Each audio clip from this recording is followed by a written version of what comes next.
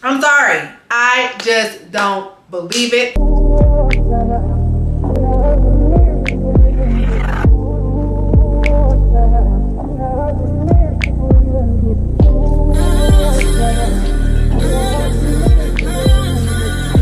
Y'all, we finally got a hair video up in this thing. What's good, sis? What's good, bro? Welcome back to your girl's channel. It's your good sis, Curly Chris. In today's video, we are getting into a hair chit chat, a hair Q&A, a hair update video, because since my last one, y'all, so many things have been happening, including going bald in some areas. If you know, you know. So welcome back to another video. We are about to get into a whole lot of juicy topics that I asked you guys to ask me, questions that you guys had, and a lot of you guys on Instagram and YouTube had some good questions and some good topics. So before I go ahead and get into the video, if you are new to your channel, make sure to go ahead and subscribe. Make it official by joining the Curly crew. We would love to have you. Okay, so let's go ahead and hop right on into today's video.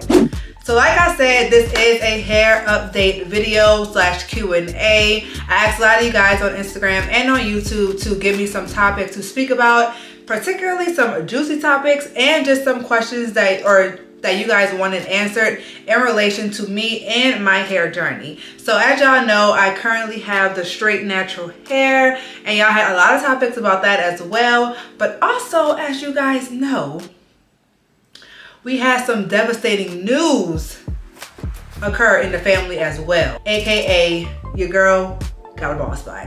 They ask you how you are, you just have to say that you're fine when you're not really fine, but you just can't get into it because they would never understand. A bald spot, y'all, okay? And I was devastated. I wanted to cry when I found out, because what you mean I got a bald spot? I'm 27, how do I have a bald spot? You know what I'm saying? So, but let me just go ahead and tell you guys how it happened. So in case you don't know, I did get this half up, half down style in my hair about maybe 5 months ago, because there was a ponytail sitting right at the top of my head. There was so much weight being added to my head in that particular spot for an extended period of time. I had this style in for about a month, and I knew when I got it installed, my head was hurting so bad. But what I didn't know was that it was actually causing a bald spot in that exact same place. So when I went and got my hair flat ironed, my stylist in New Orleans, she brought it to my attention that your girl has a bald spot. And it's a big one, the size of a quarter, okay? So a lot of you guys had questions regarding my bald spot. It sounds so bad to say that.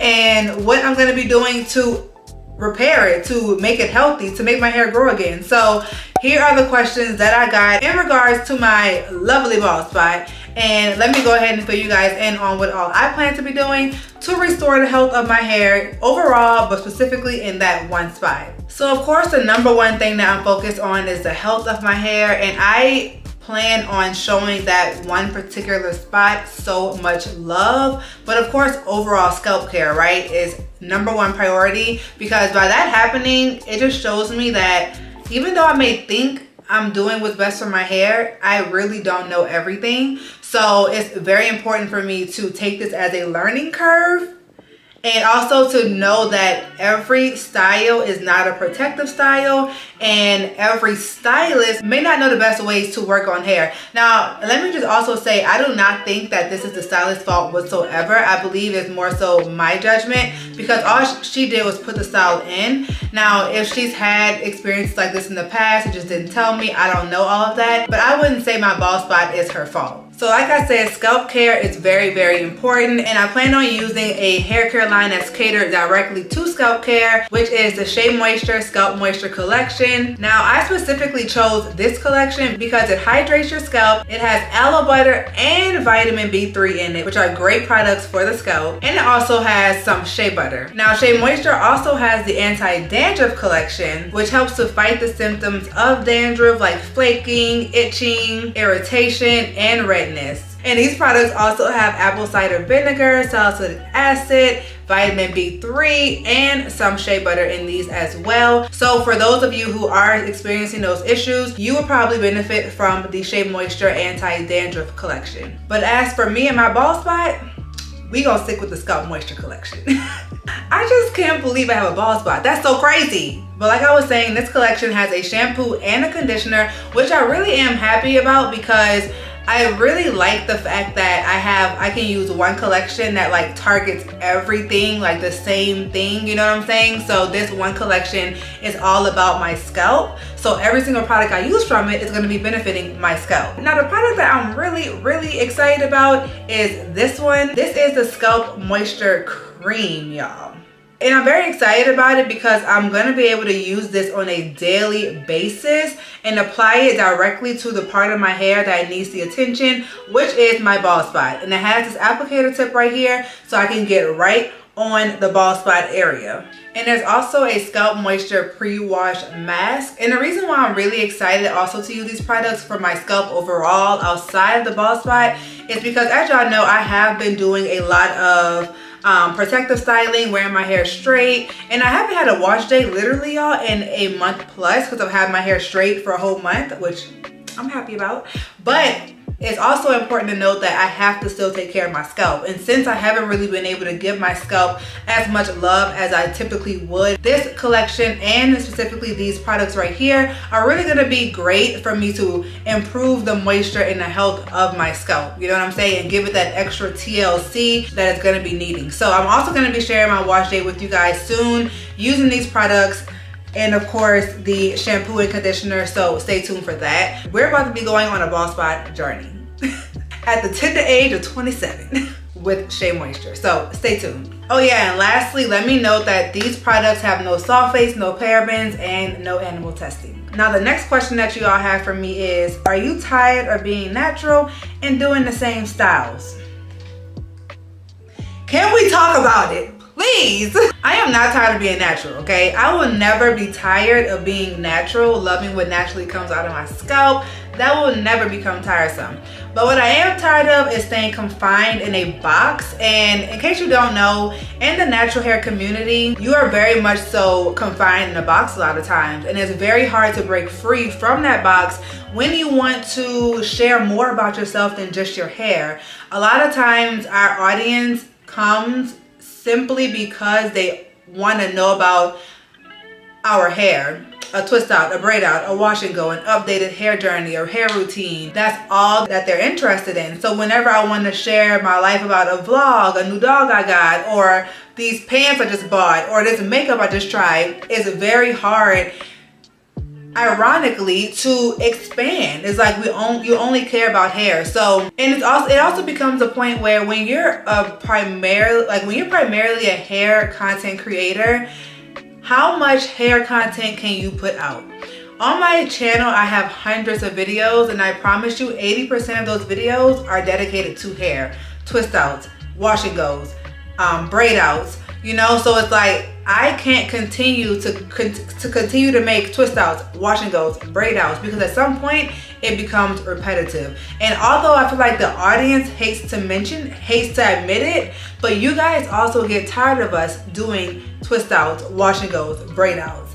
Let's be honest, you guys get tired of it, because guess what? The more and more we do of it, the more our video views start to drop, they start to plummet, because you guys even say like, oh, we've already seen this before. So it's like this is something that we've made as a career for us, so we have to continue to push out content, but not if you guys are not enjoying the content, right? So for me personally, it's not so much I don't enjoy being natural, it's more so I am enjoying diversifying my content around my natural hair, and also wearing my hair in different styles, but also incorporating a multitude of niches into my content. And I'm so grateful, y'all, because honestly I feel like you guys have really accepted me for my content. Like, you guys are really enjoying my vlog content, my get ready with me content, but honestly you guys really enjoy all of my content the same, I feel like now, and I am just so grateful for that.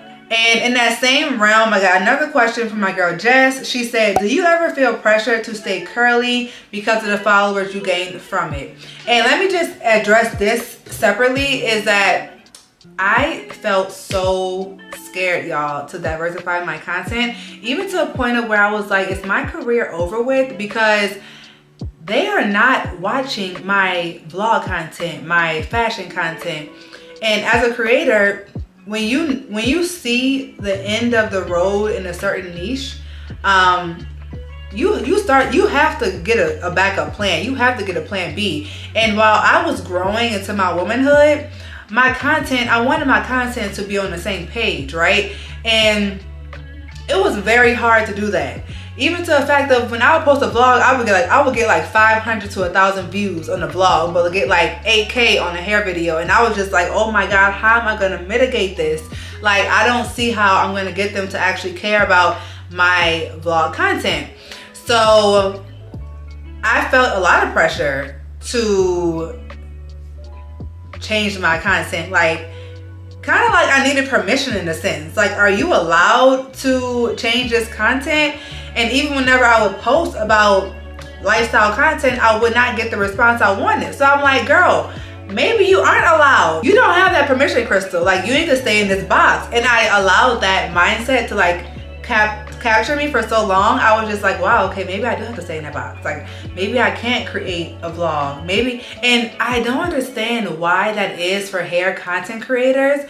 It's like, I feel like any other niche, makeup, like especially in the makeup niche, the makeup world, we see so many makeup creators who turn lifestyle and their audience loves it. But in the natural hair community, we turn lifestyle and y'all like, boo, boo, tomato, tomato. Now, of course, y'all aren't saying boo, boo, tomato, tomato, but it's like the analytics. The analytics are saying boo, boo, tomato, tomato. Okay, so I really don't understand why that is, but it is so true with natural hair content creators. And you guys can just see the proof. The proof is in the pudding, okay? The proof is in the pudding. It's only a few of us who actually get that support, which I hate, but we even gotta fight to the top. We tussling, okay? We tussling.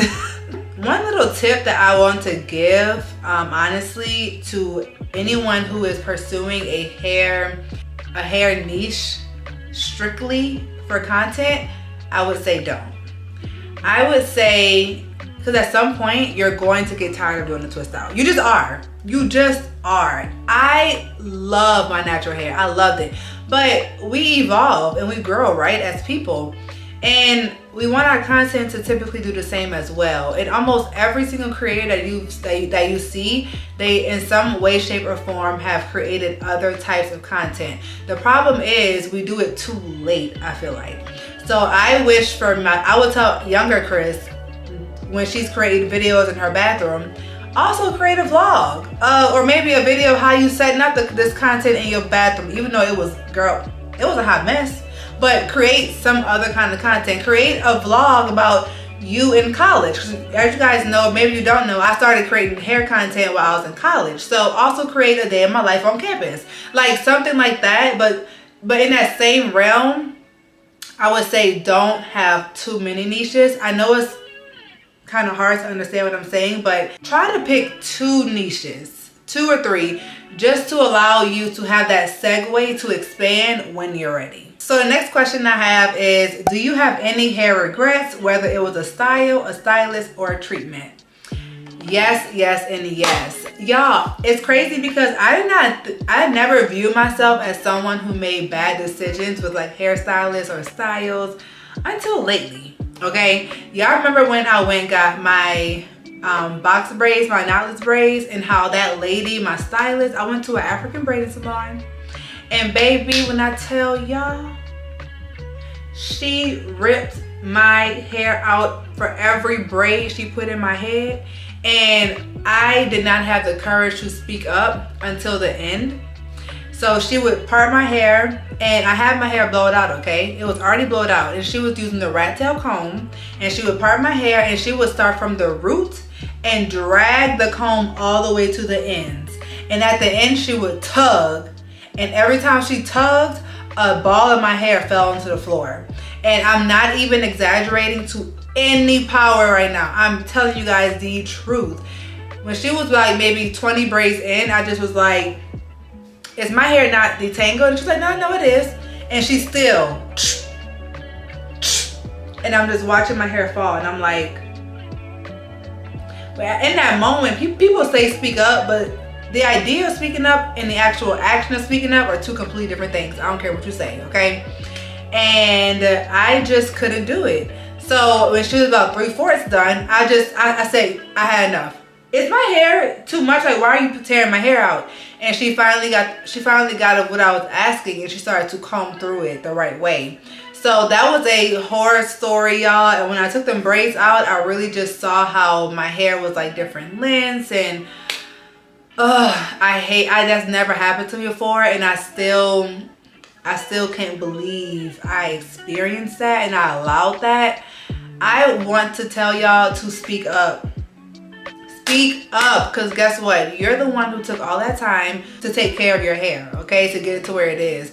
Don't allow somebody in a salon who got a 1/2 inch of hair on their head to tell you about your healthy hair, or to let them do what they want to do to your healthy hair. Now, if you got, look, I ain't trying to say people who got a 1/2 inch of hair ain't nothing. I ain't trying to say that. But I'm saying don't allow somebody who don't take care of their own hair to mess over yours. That's all I'm saying. And I was someone who did that, okay? I was. Now, also in that same breath, I would say I wish I just had gotten more knowledge about the half up, half down style that I got, because it's apparently happened to a lot of people where they've gotten that bald spot. So that's why I know it wasn't my stylist particularly. It was more so me choosing that hairstyle. I had to take accountability for me choosing that hairstyle, but I just didn't know that I would get a bald spot.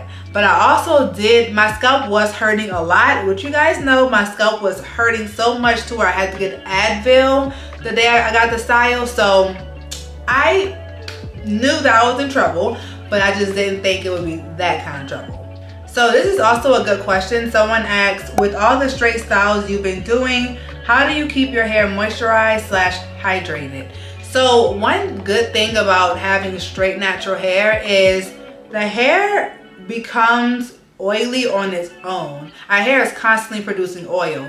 The only difference is with straight hair, your hair maintains that oil way more, which is also why I use a bandana to go to sleep with half the time, because my hair could become overly oily. So my hair is not dry whatsoever in the straight style. I'm not adding any product to it to make it hydrated because it's honestly already oily. But of course I need to pay attention to my scalp to make sure my scalp is still healthy, which is what I'll be doing once I actually start to wash my hair. But overall, our hair needs so much more moisture in its naturally curly state than in the straight state.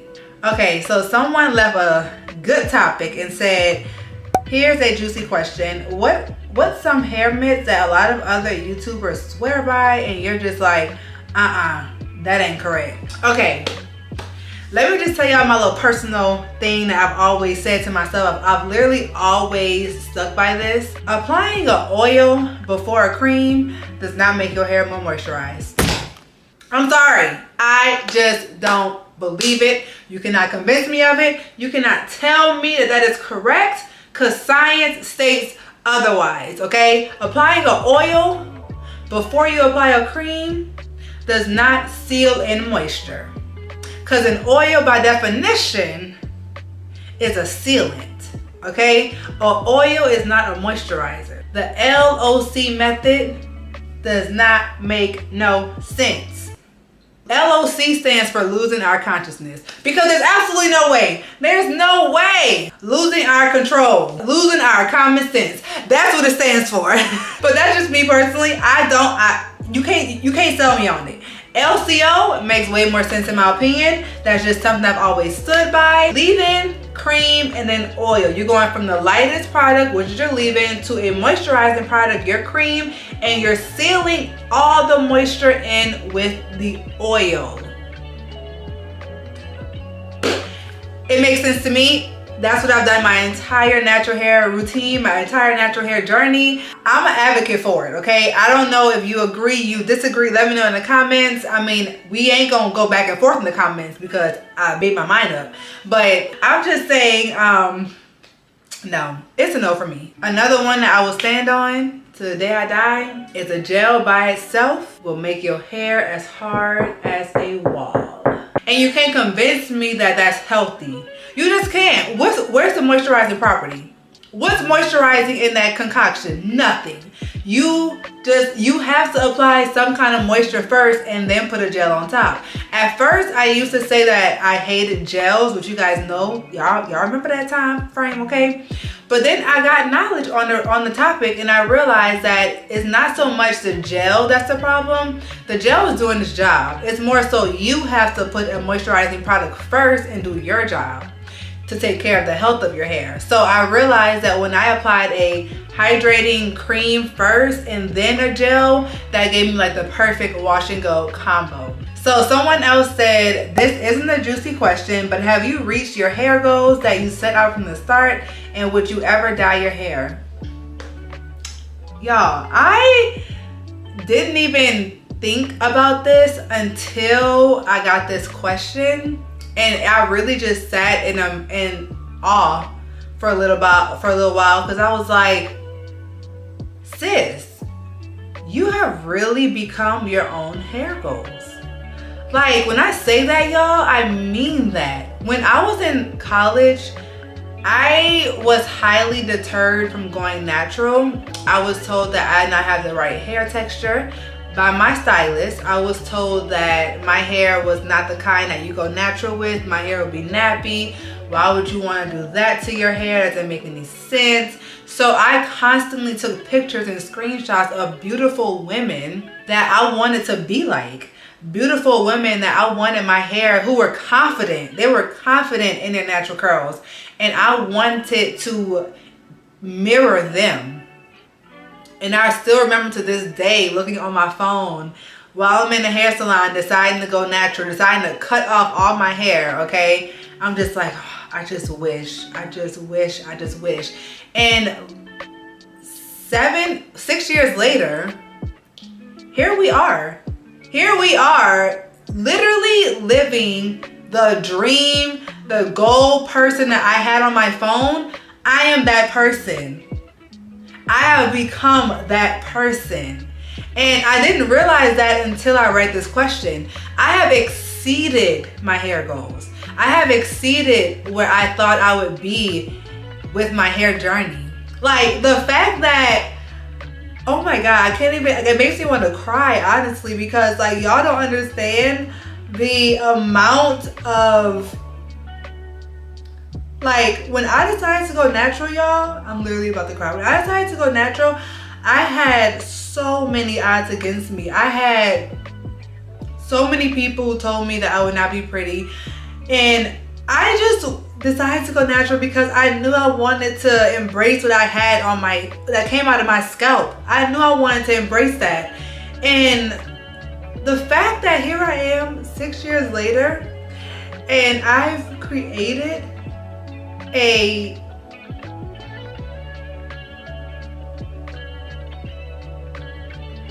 I've created a multiple six-figure company off of someone telling me my dream was not achievable, off of someone telling me that what I wanted to set out for myself was not possible. I've never even thought about it that way. And I just wish I could go back and tell myself back then, like, sis, there's so much you're about to achieve. There's so much you're about to do. Like, there is so much that's waiting for you. So many opportunities. Believe in yourself.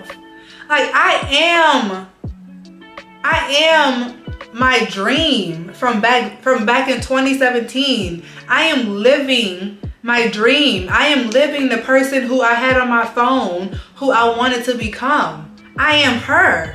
And that's so crazy to think. Like, it's mind-blowing. It's mind-blowing. So to answer the question, like, yes, I have reached my goal. I have become the person that I never thought I would be. I never thought I would be her. I never thought I would be this. And just looking at myself is just like, dang, sis, you did that. Now, I've kind of gathered myself to the best of my ability. I did not mean for it to go off on that kind of tangent. The next question that I have is, what are your thoughts on texturism in the natural hair community? Well, there are, you know, so many people hate to admit it. Well, no, I feel like we all know it to be a fact. We all know it to be true that a certain hair texture, a certain hair curl pattern is preferred over others.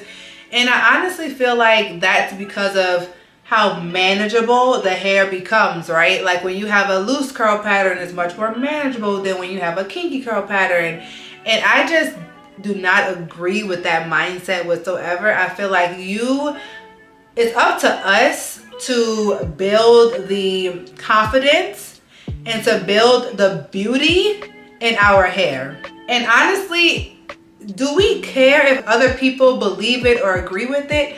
I would say no, but in actuality, other people also believing it is what alters the idea of there being texturism in the community. Outside of the natural hair community, just in the entire world, right?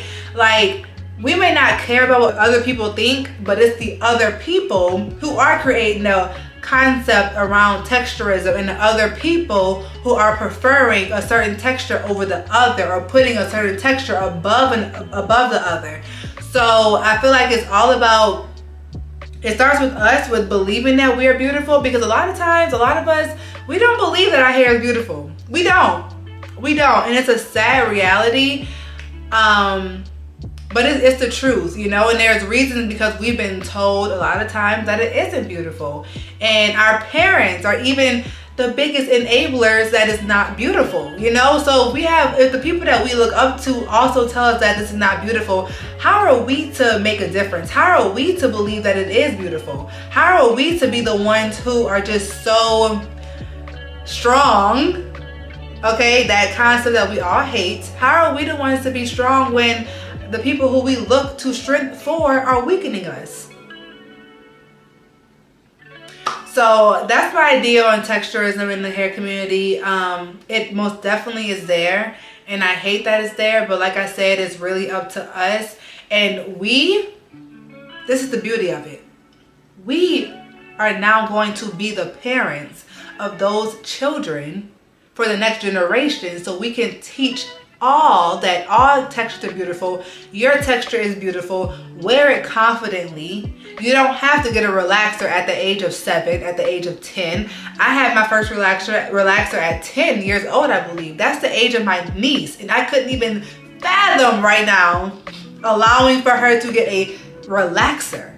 So I would say that it's really up to us, y'all. We have the power to change it, because we're the ones who are birthing the youth. So that's my little take on that. And let me know in the comments if you agree, because I do feel like, you know, that is the best way to look at it in a positive light. Now, let's get into the questions about hair color. Are you still considering to color your hair? In case you guys don't know, which a lot of you guys probably weren't here from the start, but I used to have burgundy hair. When I first cut all my hair off, I cut it off and I dyed it burgundy.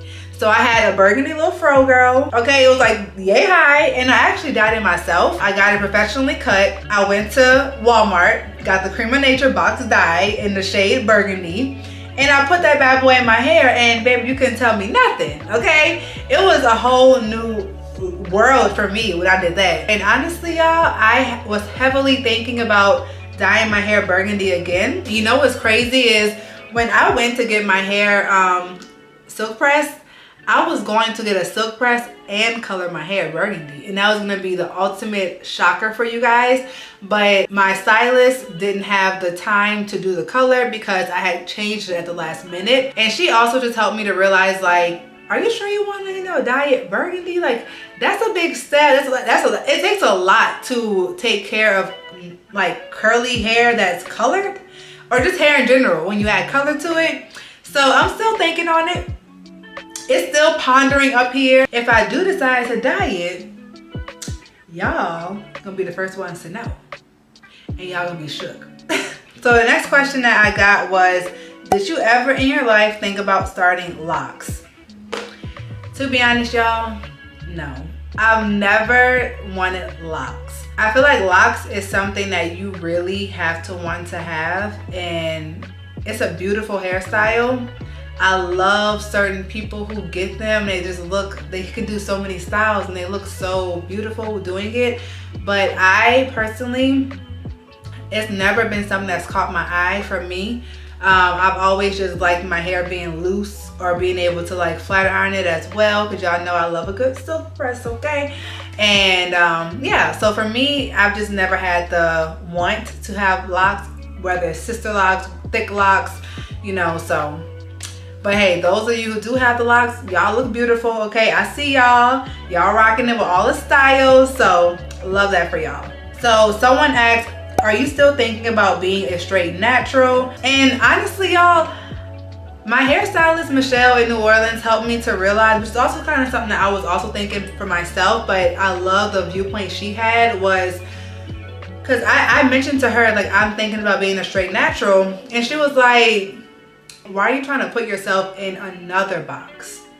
She was like, being natural in itself, we naturally put ourselves in the box, which is kind of what I was talking about earlier, right? And she was like, by you labeling yourself a straight natural, that's putting yourself in another box. Why don't you just do what you want when you want to do it? If you want to straighten your hair today, if you want to wear your curls in a week, if you want to wear your twist out in another week, you have the freedom to do that. And you don't have to put a title on it. When she said that, I was just like, yeah, that's more so me. Like, the reason why I said I've never wanted to like say for sure I was a straight natural is because I don't like putting myself in a box, but I never really realized it until she said it, like the way that she said it. But I'm not someone to be like, I'm gonna only stick to one style. I have to be able to switch my hair up and, you know, keep things a little spicy, spice things up. You know what I'm saying? So that's my idea on becoming a straight natural. And I'm also scared of heat damage. Let's just bring that out there, okay? Your girl may have a little heat damage when I rinse this hair out. We gonna see though, but yeah. And speaking about heat damage, someone said, how to overcome heat damage without cutting it. Honestly, y'all, don't come to me about that topic because I don't know. I've never had heat damage. I've just seen some people who have been able to bring the life back to their hair after having heat damage. I've also seen some people who had to cut it off completely. I've seen more cutoffs than revivals, but I don't know. We gonna see when I rinse this out if I got a little heat damage, which I'm hoping I don't. But if I do, I'm gonna tell you what my plan is. So the last question that I'm going to answer is this one, and it says, what's your opinion on people saying the natural hair cult is dead? What problems do you have with the community? So, do I feel like, for one, this wasn't part of the question, but do I feel like the natural hair community is a cult? Absolutely not. I don't feel like it's a cult. I do feel like there are a lot of people who have strict ideas, and I feel like some people have taken their hair as a religion, so to speak, as far as like, you can only do this and you can't do that. You can't cross this line. I'm gonna put my beliefs on my hair onto you. You know, I feel like that has been so heavy in the community, which is honestly what I don't like. Although I have strict beliefs on what I want to do with my hair, I will never put that on someone else.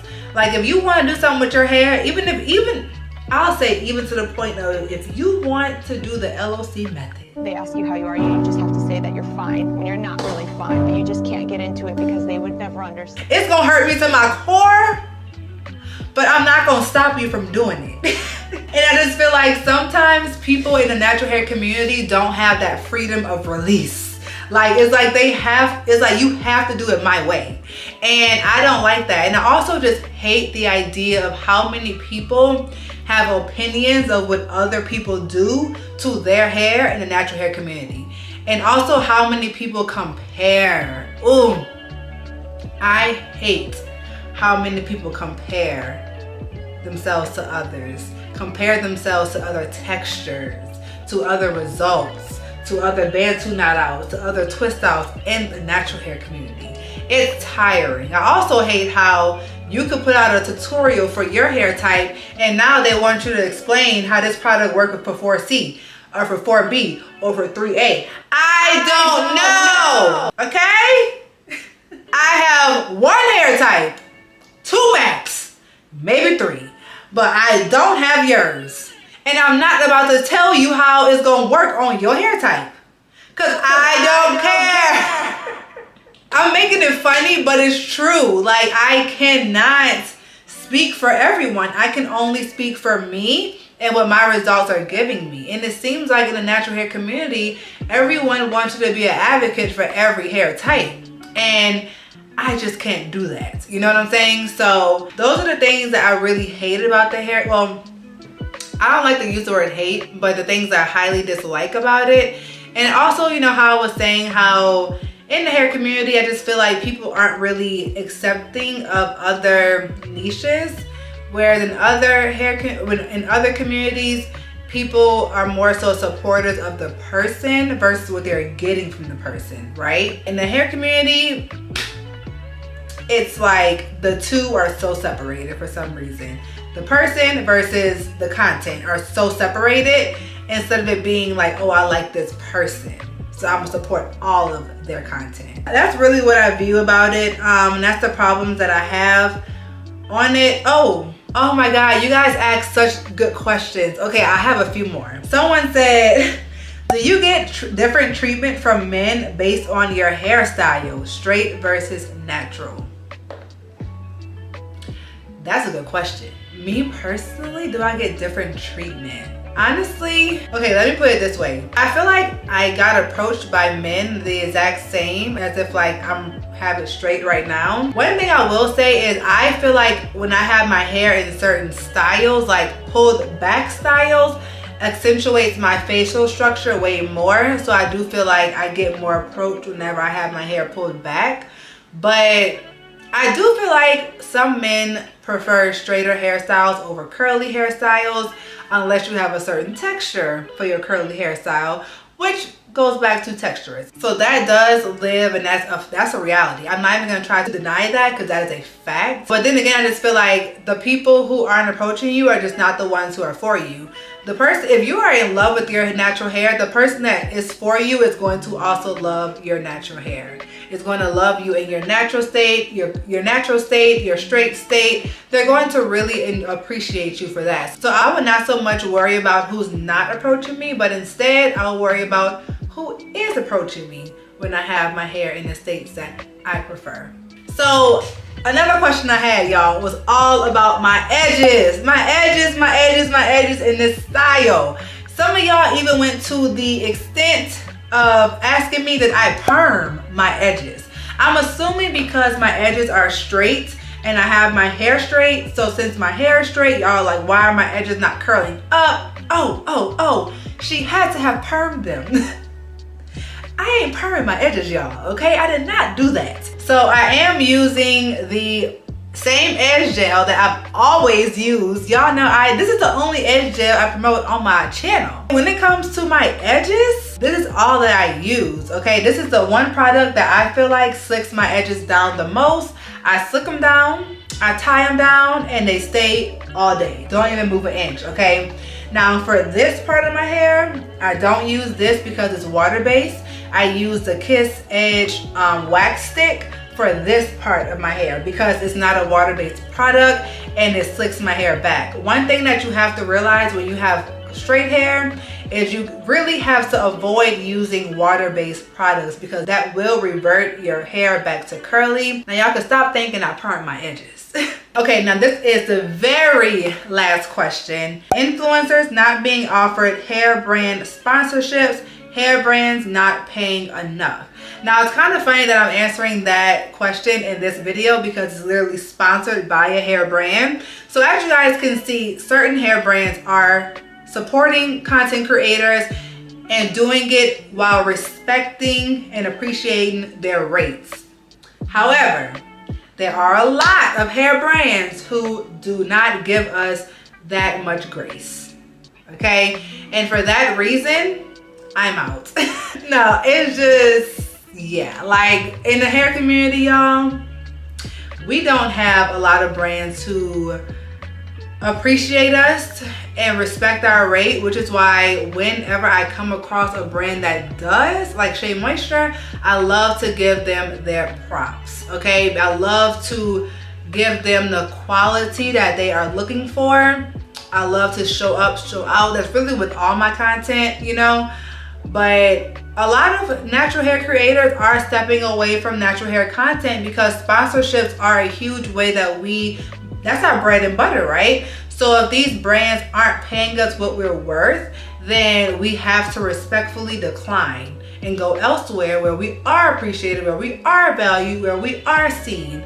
I feel like since the beginning of, when I say the beginning of sponsorships, I feel like around the time when I started influencing, around 2017, that's really when the influencer became about. Like when it came to sponsorships and stuff like that in the hair industry, because a lot of these hair brands are trying to figure it out just like us, the influencer, were also trying to figure it out. And back then we had a much lower rate. We did not know our value. We did not know our worth.